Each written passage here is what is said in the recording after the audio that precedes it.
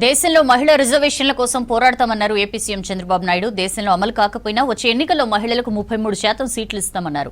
TDP నుంచి ఆడబిడ్డలను 33% రిజర్వేషన్లతో చట్టసభలకు పంపుతామన్నారు. మహిళల జోలికొస్తే అదే రోజు వారికి చివరి రోజు అవుతుందని వార్నింగ్ ఇచ్చారు. గొడ్డలి పార్టీకి అధికారం పోయినా అహంకారం పోలేదన్నారు Chandrababu. AP Mangalagiri TDP central ఆఫీసులో మహానాడు రెండో రోజు జరిగింది. ప్రజలు సుదీర్ఘ రాజకీయ జీవితం ఒక నమ్మకాన్ని పెట్టుకున్నారు. ఆ నమ్మకాన్ని శాశ్వతంగా నిలబెట్టుకోవడమే కాకుండా నాకు ఎంత శక్తి ఉంటే అంత శక్తి ప్రజల కోసం వెచ్చిస్తా. అందుకే ప్రజల కోసం ఈరోజు 2047 విజన్ తయారు చేశాం. స్వర్ణాంధ్రప్రదేశ్ దిశగా ముందుకు పోతున్నాం. అల్టిమేట్గా నా కోరిక ఎథికల్ ఎకనామిక్ ఎంపవర్మెంట్.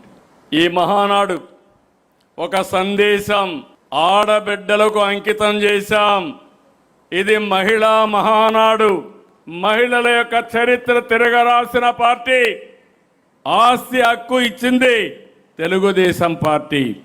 ఇప్పుడు రాజకీయ హక్కు కల్పించే పార్టీ మళ్ళీ తెలుగుదేశం పార్టీ.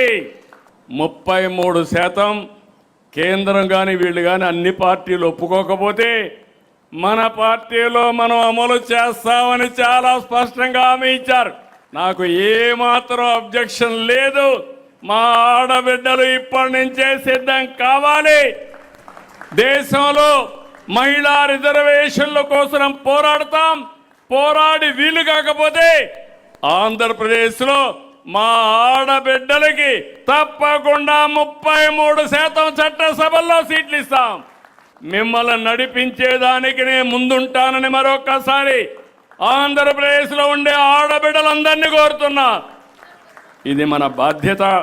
మహిళా భద్రతకు ప్రాధాన్యత ఇస్తాం.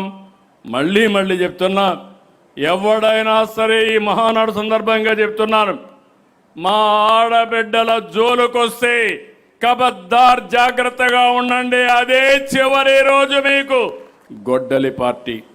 మళ్ళీ చెప్తున్నా, అందరూ మాట్లాడారు ఎమోషన్గా.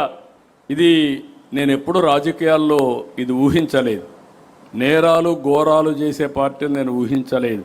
కడాన నేను ముఖ్యమంత్రిగా ఉంటే, నేను ముఖ్యమంత్రిగా ఉన్నప్పుడే బాబాయిని చంపి నెక్స్ట్ డే వాళ్ళ పేపర్లో నారాసుర రక్త చరిత్ర నా చేతికే కత్తి పెట్టి మరకంటిచ్చే పరిస్థితికి వచ్చారు.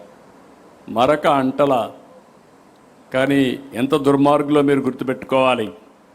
గొడ్డలి పార్టీకి అధికారం పోయింది, ప్రతిపక్ష పార్టీ హోదా పోయింది, కానీ అహంకారం మాత్రం అలాగే ఉంది.